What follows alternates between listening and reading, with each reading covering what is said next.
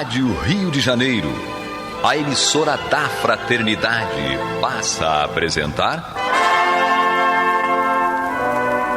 Luz na Penumbra, programa que leva ao seu coração a mensagem da doutrina espírita.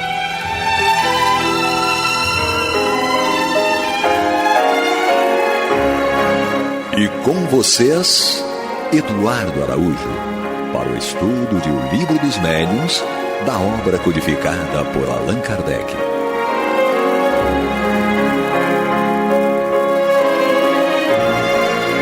Olá, prezados amigos da Rádio Rio de Janeiro, sejam todos muito bem-vindos. Está entrando no ar o programa Luz na Penumbra, para juntos estudarmos o Livro dos Médiuns de Allan Kardec.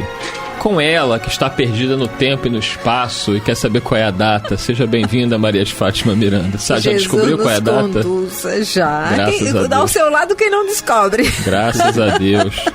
E Paulo Renato, aquele que já estava quase indo embora, mas não escapou, está aqui. Vamos lá, Paulo Renato. Tem que ser fé, Paulo Renato. Acreditar que tudo é possível para aquele que crê. Isso, e para aquele que crê e como dizia Paulo, né, sobre a esperança, né, Paulo falava essa questão da esperança, quem espera, espera com paciência. É isso aí, então tá certo. E pro Eduardo que tem que ser mais precavido, né, tem uma memória melhor, mas Jesus ajuda porque a intenção é boa. Então vamos lá. Estamos aqui dando continuidade ao nosso estudo de O Livro dos Médiuns. Estamos lá no finalzinho já quase do Livro dos Médiuns, seu capítulo 31, na segunda parte, que trata das dissertações espíritas. E hoje nós vamos iniciar aqui a mensagem de número 27, que é uma mensagem do Espírito Erasto. E o tópico são mensagens sobre as sociedades espíritas, que é um tópico que eu gosto bastante. Então, a gente já leu, né?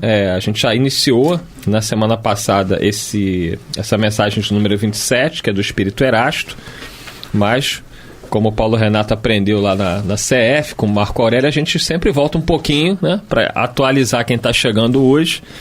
Vamos reler aí, desde o início, essa mensagem de número 27. Então, vamos lá. Diz o Espírito Erasto: repeli impiedosamente todos esses espíritos que reclamam o exclusivismo de seus conselhos, pregando a divisão e o insulamento. São quase sempre espíritos vaidosos e medíocres, que procuram impor-se a homens fracos e crédulos, prodigalizando-lhes louvores exagerados, a fim de os fascinar e ter sob seu domínio. São geralmente espíritos famintos de poder, que déspotas, públicos ou privados, quando vivos, ainda se esforçam depois de mortos por ter vítimas para tiranizarem.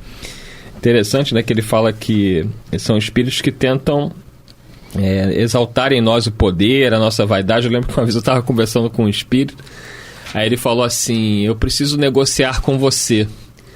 Eu falei: meu irmão, já começou mal. Eu não decido nada aqui. Aí ele falou: não, porque você é o chefe, porque você é muito inteligente, porque eu falei: esse já se entregou logo no início da conversa, né? Porque é sinal que ele não me conhece. Mas é interessante como eles tentam puxar de nós essa questão da vaidade, essa questão... sedução. Porque para muitas pessoas, né? Eu, graças a Deus, desse mal dificilmente morrerei, porque quando a gente lê o Evangelho e olha para nós, né, quem nós somos, o que nós sentimos, o que nós pensamos, a gente não pode cair numa situação dessa. Mas a gente percebe que muitos companheiros acabam se deixando levar por esse tipo de espírito, né? Continua aqui Erasto. Em geral, desconfiai das comunicações que tragam caráter de misticismo e de singularidade, ou que prescrevem cerimônias e atos extravagantes. Sempre haverá nesses casos motivo legítimo de suspeição. Por outro lado, crede que quando uma verdade tenha de ser revelada aos homens, ela é comunicada, por assim dizer, instantaneamente a todos os grupos sérios que disponham de médiuns sérios e não a tais ou quais com exclusão de todos os outros. Ninguém é perfeito médium se está obsidiado. E a obsessão manifesta quando um médium só se mostra apto a receber as comunicações de determinado espírito, por maior que seja a altura em que este procure colocar-se.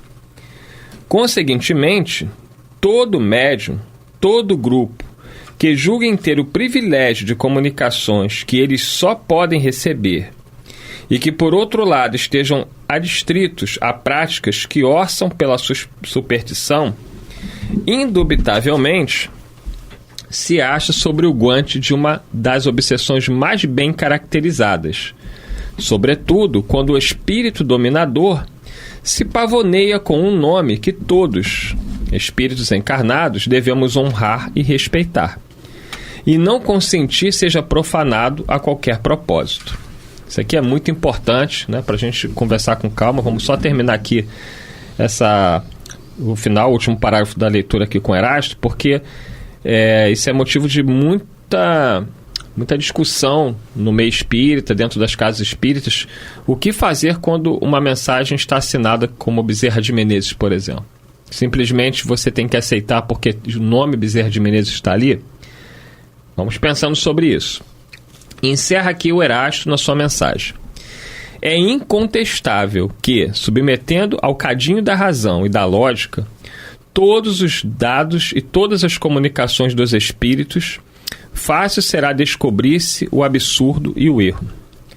Pode um médium ser fascinado, como pode um grupo ser mistificado. Mas a verificação severa dos outros grupos, o conhecimento adquirido e a alta autoridade moral dos diretores de grupos, as comunicações dos principais médiuns, com um cunho de lógica e de autenticidade, dos melhores espíritos, farão justiça rapidamente a esses ditados mentirosos e astuciosos, emanados de uma turba de espíritos enganadores e malignos. Então tá aí a mensagem do Espírito Erasto. Depois tem uma notinha de Kardec aqui que nós vamos ler. Paulo Renato, vamos começar aí dessa parte mais polêmica, né, que envolve essa questão difícil para muitos dirigentes, para muitos médiuns. O que fazer, né, quando você, numa reunião mediúnica, recebe uma mensagem, uma orientação, uma recomendação dos espíritos, e eis que assina um nome conhecido e respeitável. O que nós devemos fazer, como deve proceder o dirigente e o médico que recebeu a mensagem? É uma questão realmente difícil, porque os espíritos, como dizia Kardec, não apresentam carteira de identidade. Então, naturalmente, nós teremos que verificar o conteúdo daquilo que eles trazem para saber, para avaliar se o autor, aquele que assinou a mensagem, se realmente poderia ser ele, em vista do conteúdo moral e intelectual mesmo da mensagem. Então Kardec mostra que, se nós verificarmos que o conteúdo da mensagem em nada denegriria aquela personalidade que o Espírito diz representar, ele diz que, em linhas gerais, naquilo que diz respeito a ensinos gerais, não teria problema nenhum, porque nesse caso o importante é a mensagem. O que não se pode admitir, por exemplo, quando as mensagens são de cunho particular, aquelas que visam um consolo de um ente querido que está encarnado, né, que sofre pela ausência, pelo fenômeno da morte de um ente querido. Então esses naturalmente têm que oferecer alguma identificação mais segura. Mas no que diz respeito, repito, às questões de ensino gerais, a assinatura aí fica até meia secundária, um tanto quanto secundária. Até porque nós sabemos que os espíritos superiores, eles têm, como por exemplo o Dr. Bezerra de Menezes, e isto é até falado numa das obras do André Luiz, falado que um parênteses, que o benfeitor diz que, pela sua dedicação de mais de 50 anos no bem, o benfeitor Bezerra de Menezes adquiriu a possibilidade de ter, sob a sua orientação, mais de 100 espíritos que agem em seu nome. Sim. E com a sua permissão, né? Não só agir em seu nome, porque às vezes a gente age em nome de alguém, mas sem tratar do interesse desse alguém. Mas esses espíritos agem em nome, no caso do Dr. Bezerra de Menezes, e em seu interesse. Então, nas questões mais gerais, de ensino geral, não tem problema nenhum a questão da assinatura. Se é ou se não é. A gente pode até avaliar quem conhece, se não pessoalmente, quem conheceu, se não pessoalmente, mas pelas suas obras, mesmo as obras escritas, né, registradas no livro, a gente tem mais ou menos um perfil psicológico da pessoa que escreve, como a questão, por exemplo, da Joana de Ângeles, espírito. Dá para verificar com alguma precisão quando a mensagem procede dela, por quem está habituado com o linguajar dela, com a maneira de escrever, por causa das suas características, digamos, literárias, né?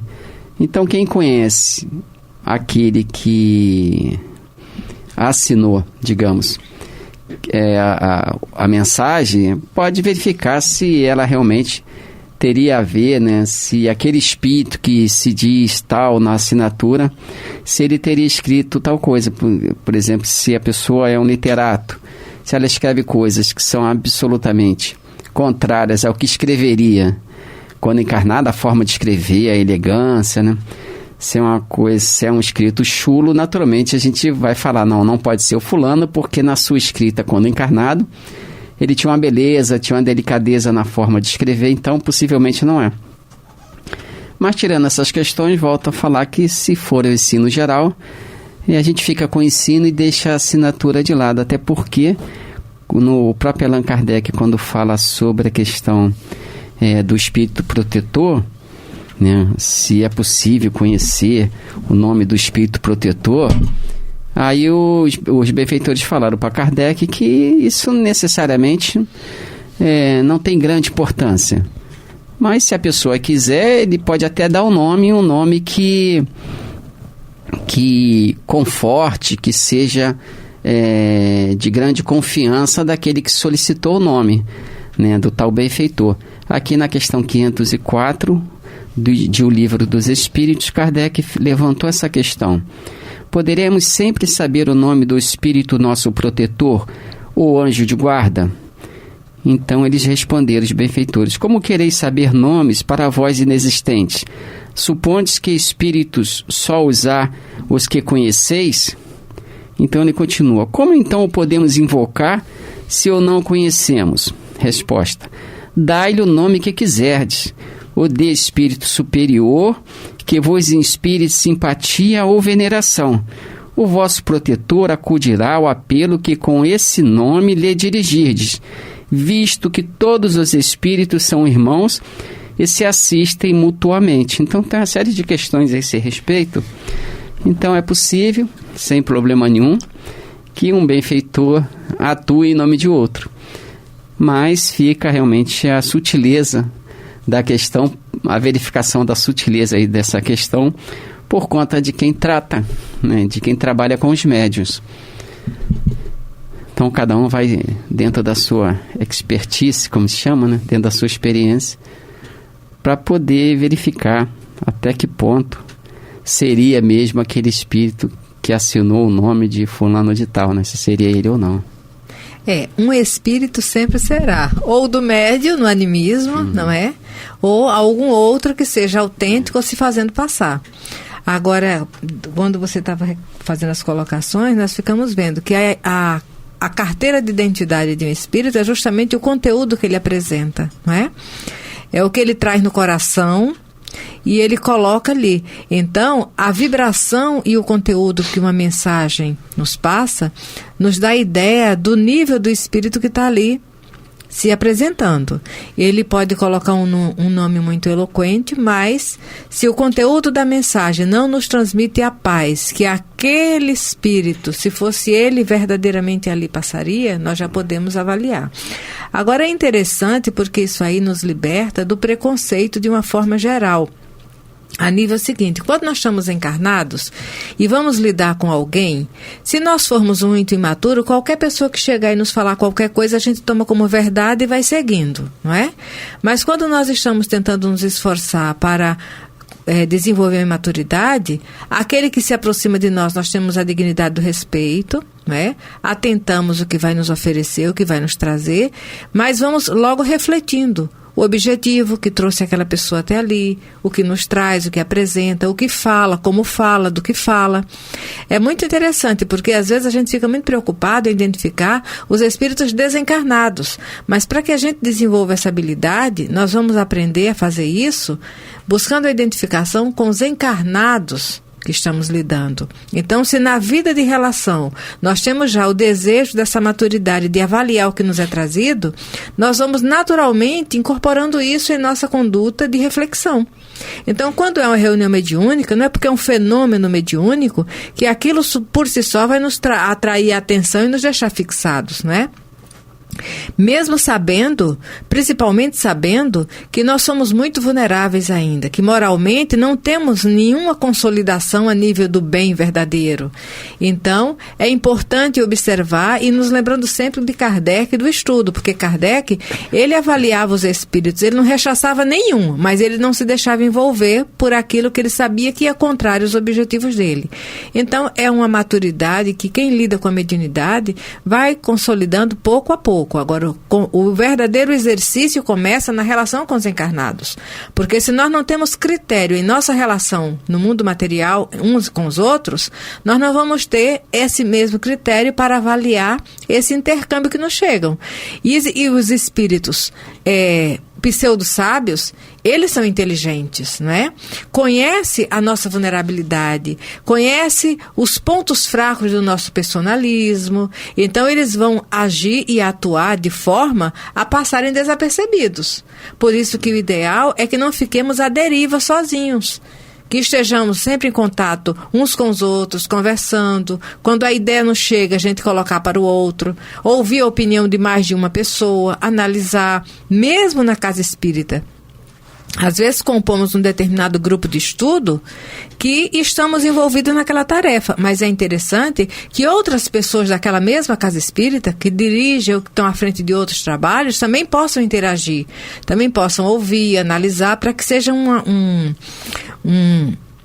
produto de consenso. Não é? Porque, como ele diz aqui, um grupo também pode estar sob uma determinada influência e passar desapercebido certas coisas. Às vezes você está lidando com uma tarefa específica na casa espírita, mas ela faz parte de um todo. Então é interessante que aqueles que compõem outras tarefas, atividades na mesma casa, tenham acesso para refletir e indagar, ainda que a opinião não seja tão acertada, mas no mínimo nos dá margem para refletir. Não é? Porque às vezes na casa espírita nós lidamos com companheiros que compreendem, fazem a leitura diferente da nossa. E essa leitura nem sempre é ajustada ou agradável. Mas aí também temos um aprendizado, saber como lidar com o diferente. Não é? Analisando e avaliando o que é mais importante, o que é saudável para o aprendizado e guardando a experiência. É interessante considerar essas questões todas e quando ele fala aqui de prodigalizando-lhes louvores exagerados, a fim de os fascinar e ter sob seu domínio, é importante a gente colocar as coisas, sempre que possível, no seu devido valor.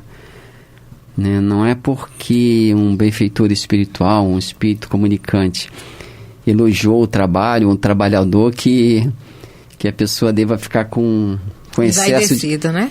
Ou com excesso de reservas, né? Sim, também. Porque às vezes a pessoa tentando se proteger, ela acaba se isolando. Isso. Como você falou, da questão social, da convivência salutar. Então, nem todo elogio é um elogio vazio. Às vezes é um incentivo bom e necessário.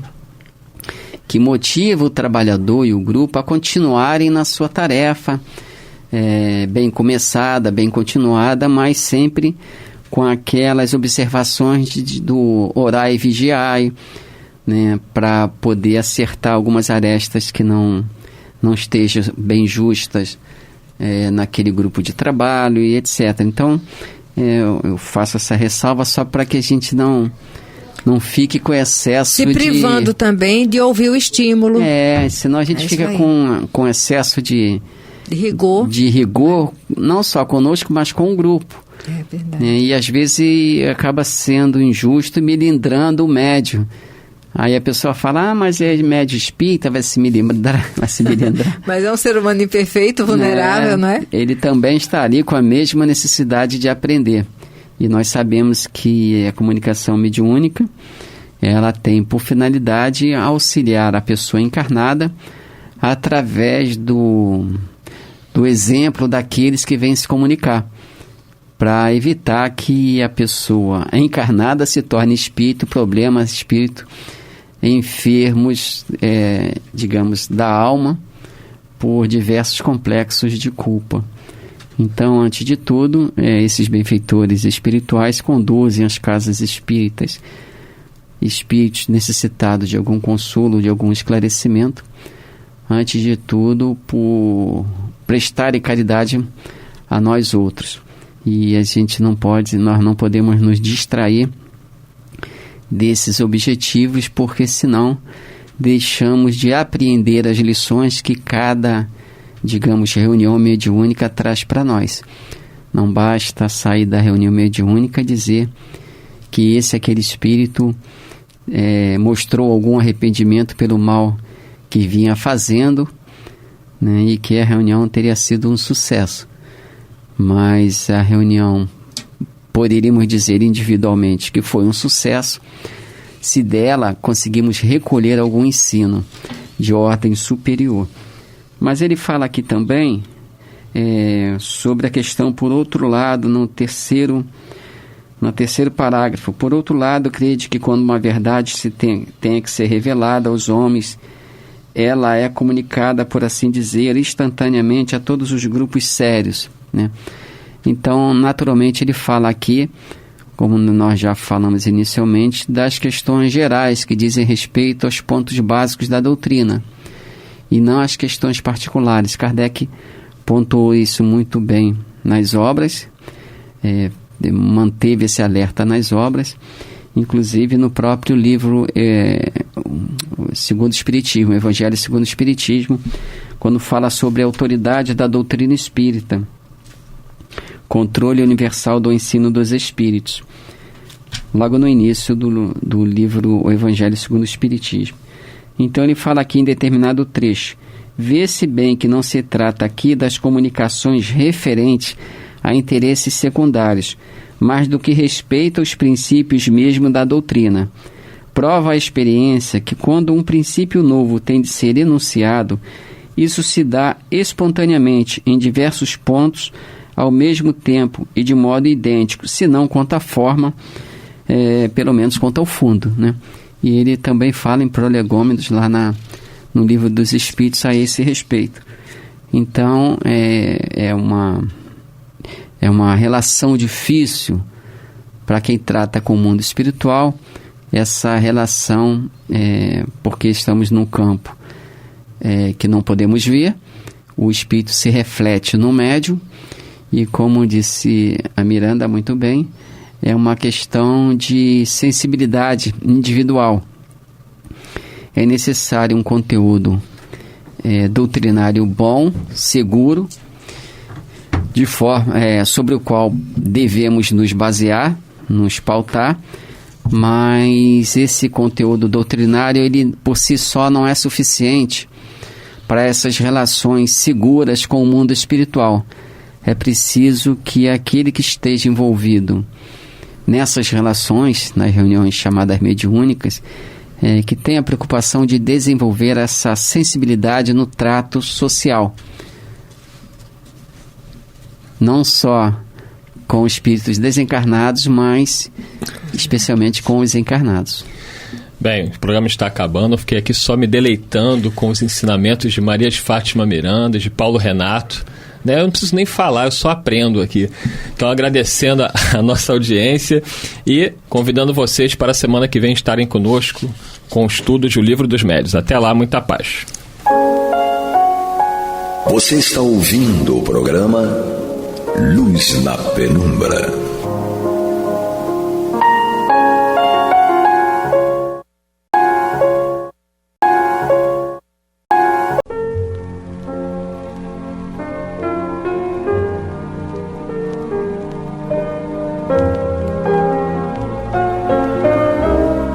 A Rádio Rio de Janeiro está levando ao seu lar e ao seu coração a mensagem consoladora da doutrina espírita, através do programa Luz na Penumbra.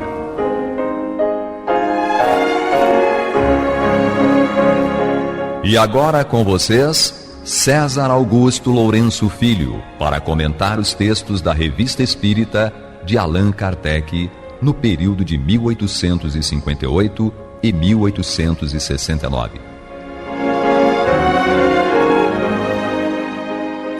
Queridos amigos, vamos reiniciar o nosso trabalho, o nosso estudo da Revista Espírita.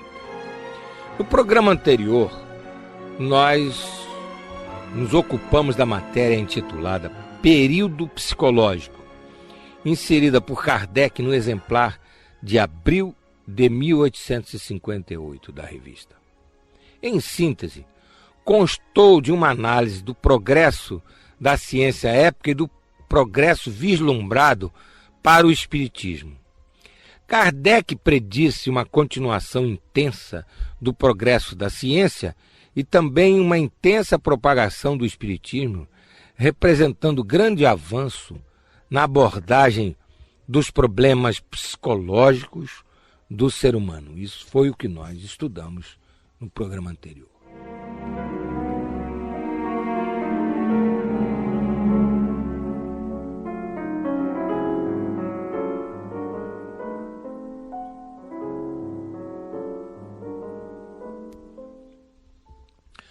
No programa de hoje, estudaremos a matéria A Inveja, constante do exemplar de julho de 1858 da Revista Espírita, que é uma dissertação moral do espírito São Luís a um médium, Sr. D, que não quis se identificar.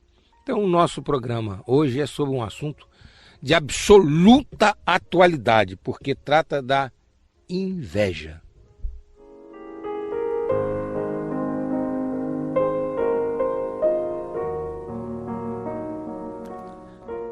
Vamos ver como é que o texto se inicia.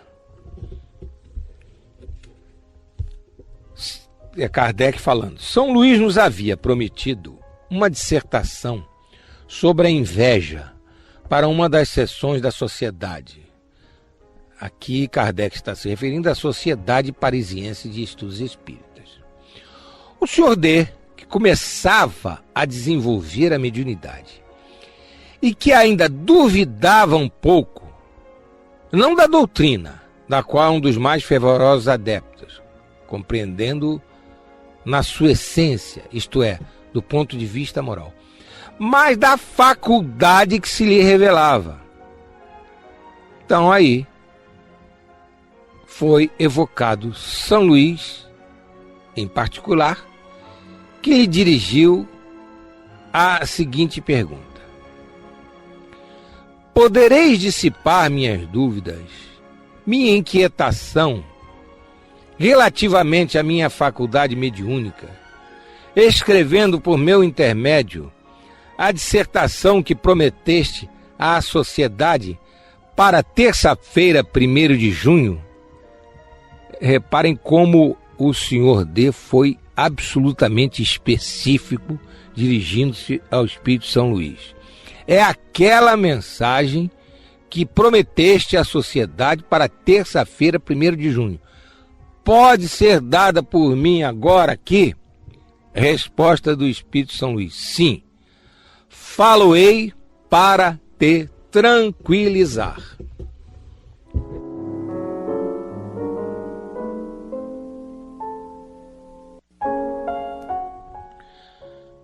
Como estamos vendo, o Sr. D, que não tinha dúvida sobre os aspectos morais da doutrina espírita, que são a sua essência, duvidava de sua faculdade mediúnica e se valeu das sessões na Sociedade Parisiense de Estudos Espíritas para esclarecer-se.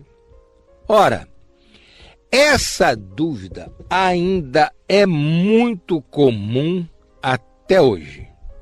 Há muitos médiuns nas casas espíritas e casas espíritas sérias, até por uma questão de humildade, por uma questão de seriedade, eles são extremamente cuidadosos com a sua própria faculdade mediúnica. São muito exigentes quanto à veracidade das manifestações.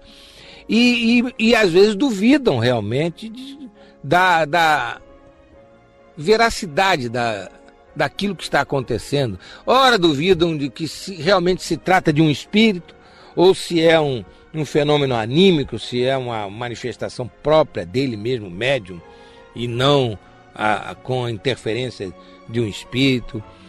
Às vezes acham que é espírito, mas ficam em dúvida que tipo de espírito que é ou deixa de ser. Se o espírito dá um nome, fica preocupado se é ou não é, enfim.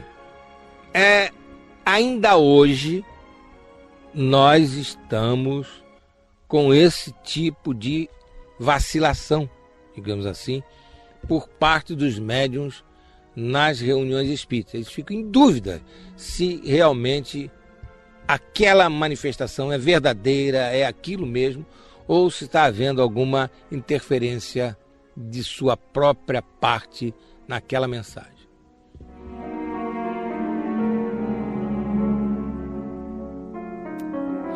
A propósito disso, vale dizer que é do conhecimento daquilo que a doutrina nos ensina e da prática mediúnica que os espíritos, sejam os espíritos superiores, sejam os espíritos inferiores, eles têm que se valer para a manifestação do cabedal do médium, daquilo que o médium já possui de conhecimento, principalmente os espíritos superiores.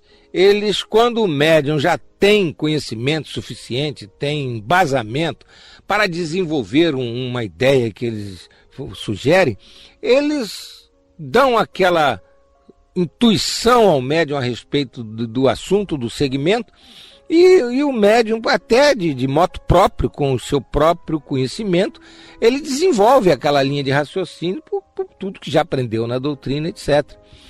Isso diminui a qualidade da mensagem? Pode diminuir na forma, na essência não, porque ali está havendo uma assistência de um espírito superior que, se porventura o médium coloca alguma coisa fora do que está sendo produzido, ele vai fazer uma intervenção para redirecionar. Isso, inclusive, os espíritos superiores fazem para dar o mérito ao médium, para que o médium tenha uma participação naquela mensagem. E isso, inclusive, serve para que o médium desenvolva ainda mais a sua potencialidade mediúnica. Então, o espírito diminui um pouco a sua influência vibratória direta no médium e apenas vai induzindo, vai estimulando, vai lhe dando aquelas intuições para que ele desenvolva a mensagem. Então, o médium não deve, de forma alguma, ficar prejudicando a manifestação, criando bloqueios por excesso de humildade, muitas vezes, por excesso de humildade, achar que não é digno de receber uma mensagem de um espírito que tem uma evolução espiritual maior. Então, a humildade em tudo quanto que se faz na vida é importantíssimo, mas o excesso de humildade, a criatura se minimizando, se subdimensionando, se restringindo, ela, numa situação como essa, prejudica a mensagem que o espírito quer dar.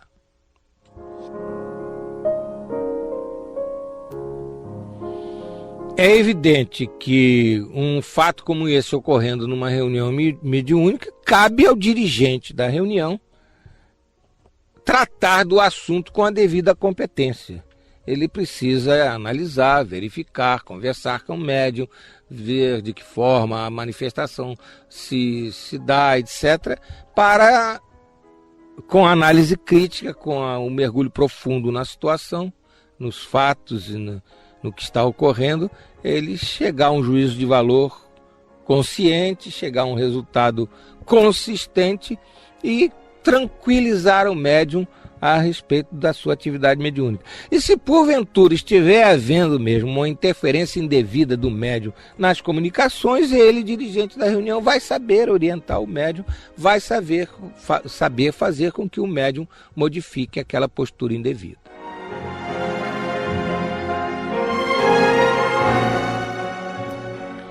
Continuemos no texto da Revista Espírita de julho de 1858, lendo o esclarecimento de Kardec antes da mensagem do Espírito São Luís.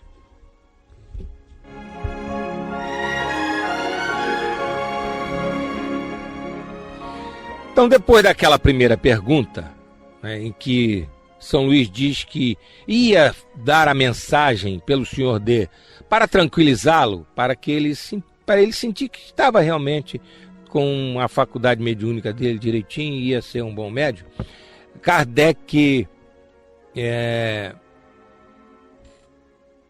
faz a seguinte observação. Notaremos que o Senhor D se dirigia a São Luís com o coração puro e sincero, sem segundas intenções, condição indispensável a toda boa comunicação. Não era uma prova que fazia, apenas duvidava de si mesmo.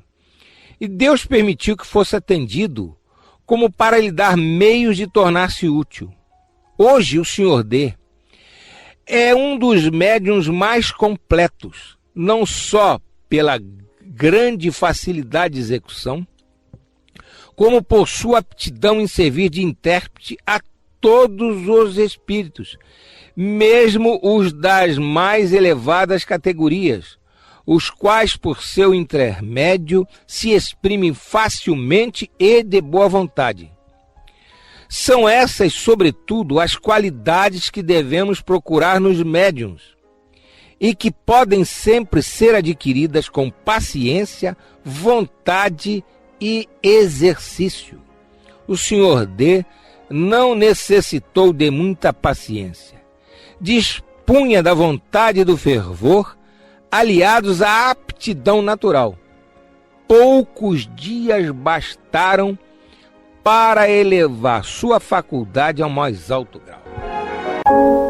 Como sempre, Kardec é conciso e em poucas palavras esclarece todo o contexto no qual se dava a mensagem. E mostra as disposições íntimas do Senhor D. Vamos destacar algumas. Coração puro e sincero. Então o Senhor D não estava assim se fazendo de humilde, né? Porque às vezes, infelizmente, a criatura fala assim, até de uma maneira meio afetada: não, eu sou um médium apenas esforçado, eu ainda não estou preparado para receber a mensagem dos espíritos superiores, eu ainda estou procurando sufocar as minhas inclinações mais, tal. Mas lá no íntimo, ele está querendo fazer assim, vender uma imagem de humildade, né, dando um exemplo de que é um médium sincero, tudo, e aquilo pode ser realmente conversa fiada, falando português, claro. Então, para que a gente tenha realmente a assistência dos bons espíritos, nós precisamos ter coração puro e sincero. O exercício mediúnico em sintonia com os espíritos superiores exige isso, coração puro e sincero. Outra coisa que Kardec fala é que esse tipo de estado de espírito é indispensável, ele usa a palavra indispensável para a boa comunicação. Há uma imagem que os espíritos fazem no Livro dos Médiuns a respeito do médium que não cuida da sua mediunidade, exerce de qualquer maneira, que diz que é como um espírito superior a tentar dar uma mensagem por um médium assim, é um virtuose do violino tentando tocar uma peça num instrumento totalmente desafinado. Então, uma dificuldade. Uma coisa importante também que sobrenada do texto é que o Senhor D duvidava de si mesmo. Isso é uma coisa que prejudica muito a criatura em tudo na vida. Em tudo na vida. Nós não devemos ser petulantes, vaidosos, achando que somos importantíssimos, que somos maravilhosos. Esse é o outro extremo. Agora, o que a gente não pode é duvidar da nossa capacidade de fazer as coisas. Nós somos espíritos imortais, centelha divina. Nós somos criaturas de Deus, digamos assim. Fomos criados por Deus, a inteligência suprema. Então nós temos um potencial excepcional. Então nós temos que acreditar que, se realmente desejarmos com sinceridade, com empenho, com força de vontade, alguma coisa boa, nós vamos conseguir. Mas com muito mais facilidade, porque ainda estamos numa fase de progresso evolutivo que o mal predomina em nós, senão não estaríamos aqui encarnados neste planeta de provas e expiações. Mas também para o bem, se nós nos esforçarmos, nós iremos conseguir fazer as coisas.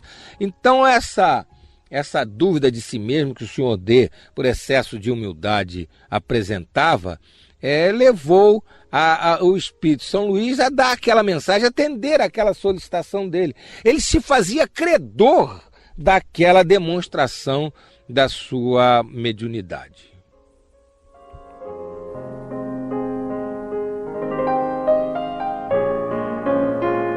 Referindo-se ao Senhor D, Kardec fala que ele se tornou um dos médiuns mais completos da Sociedade Parisiense de Estudos Espíritas e passou a ter enorme facilidade de servir de intermediário a todos os tipos de espíritos. É interessante, porque há pessoas, e nós conhecemos uma pessoa assim, que dizia que a mediunidade dela só permitia que ela recebesse espíritos superiores, que pela mediunidade que ela possuía, ela realmente não dava passagem para espíritos inferiores.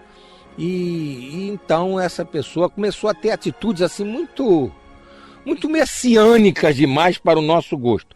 E em determinada ocasião, fizemos uma contestação, umas coisas que o espírito dissera, e ela, com a maior sem cerimônia, disse: mas você tem a petulância de contestar o que diz o meu guia espiritual? Pois você saiba que o meu guia espiritual é São Estevão, o primeiro mártir do cristianismo, e deitou uma falação nos reduzindo à expressão mais simples.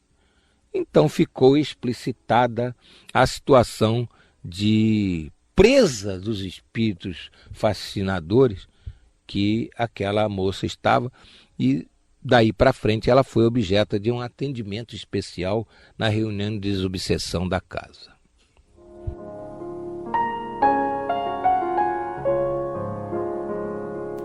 Então, para ser um médium completo, o médium tem que ser capaz de servir de intermediário para todos os tipos de espírito, desde um espírito superior que vem dar uma mensagem muito bonita de esclarecimento, de consolação, de orientação, até aquele espírito que, coitado, não sabe nem que está desencarnado, continua ainda preso às coisas do mundo.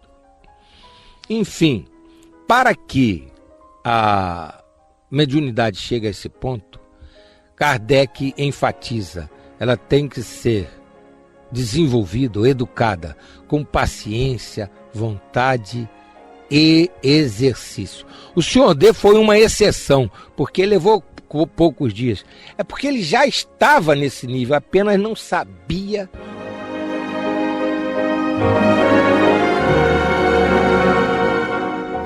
Não sabia que não estava? Não sabia que estava, evidentemente. Como ficou longe, vamos repetir a pergunta feita pelo Senhor D ao Espírito São Luís e ler novamente o final. Poderia dissipar minhas dúvidas, minha inquietação relativamente à minha faculdade mediúnica, escrevendo por meu intermédio a dissertação que prometeste à sociedade para terça-feira, 1º de junho? Sim, falo-ei para tranquilizar-te. Foi a resposta de São Luís.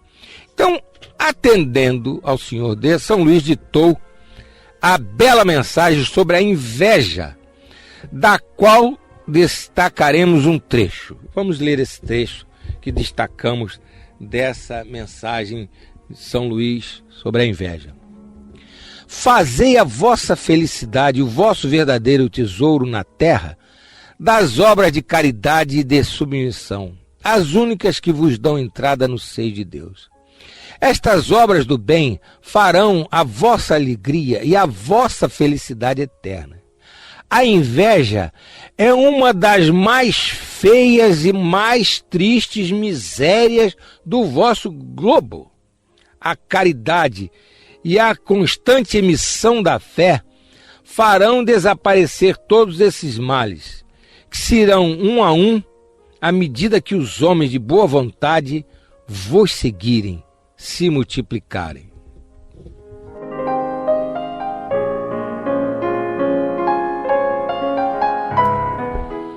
Infelizmente, a mensagem é de julho de 1858 e vale integralmente esse final.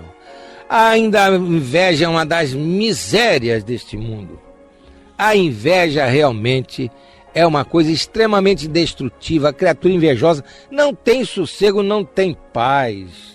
Vive atormentada pelo sucesso alheio. É uma criatura digna de pena, porque se martiriza, sofre desnecessariamente, só porque tem inveja. Não há necessidade de comentarmos mais esse trecho lido, mas devemos ressaltar que o conteúdo e a forma da mensagem certamente dissiparam as dúvidas do Senhor D a respeito de sua faculdade mediúnica. Ele se deu por satisfeito e por isso é que pouco tempo depois dele já Kardec pôde dizer que era um dos mais completos médiuns da Sociedade Parisiense de Estudos Espíritas.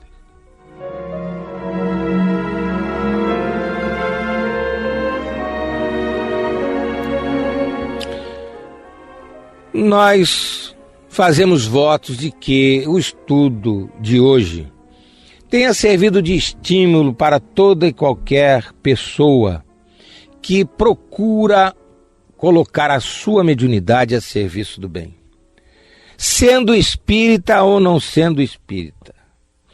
Que essa criatura possa estar sentindo sempre a presença amorosa do seu guia espiritual, dos seus espíritos afins, que ela possa ser sempre segura, firme, persistente no seu trabalho mediúnico voltado para o bem. Não esmoreça diante dos obstáculos que de vez em quando acontecem no exercício da mediunidade. Que esteja sempre com amor no coração, com o desejo de servir, com a preocupação de ser solidária com as criaturas que precisam da intermediação com o mundo dos espíritos para consolarem-se, para terem suas lágrimas minoradas. Enfim, que todos aqueles que têm a faculdade mediúnica possam estar sempre colocando-a a serviço da pátria espiritual superior. E que também cada vez mais estudem a doutrina espírita. Não há nenhuma incompatibilidade em conhecer a doutrina espírita e exercer a mediunidade. O conhecimento da doutrina enternece a pessoa, desperta para os verdadeiros valores espirituais da vida, faz com que ela cada vez mais tenha aquele desejo de domar as suas inclinações mais, faz com que ela cada vez mais esteja disposta a amar e servir, para cada vez mais se esforce para ter o coração puro, ser sincera, desejosa de realmente fazer o bem. E tudo isso Tudo isso facilita enormemente o exercício da mediunidade e dá cada vez mais segurança ao médium para não se tornar alvo dos maus espíritos.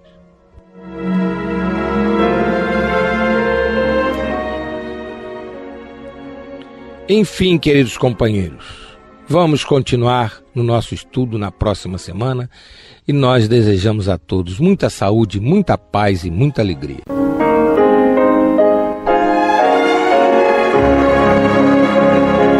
E vamos ouvir agora a prece de encerramento de nosso programa, na voz de Geraldo de Aquino. Jesus, dá-nos coragem para a luta, piedade para os insultos e misericórdia para as injustiças e ingratidões. Limpa nossa alma de inveja e ambições mesquinhas, de ódio e de vingança o nosso caminho. E que dentro em pouco, ao recolher-nos de novo ao calor do nosso leito, para que o sono nos dê a paz e o esquecimento das tristezas humanas, possamos sentir, Senhor, no mais íntimo de nosso ser, a doçura indefinível do Teu amor e a grandeza incomparável da Tua divina presença. Que assim seja.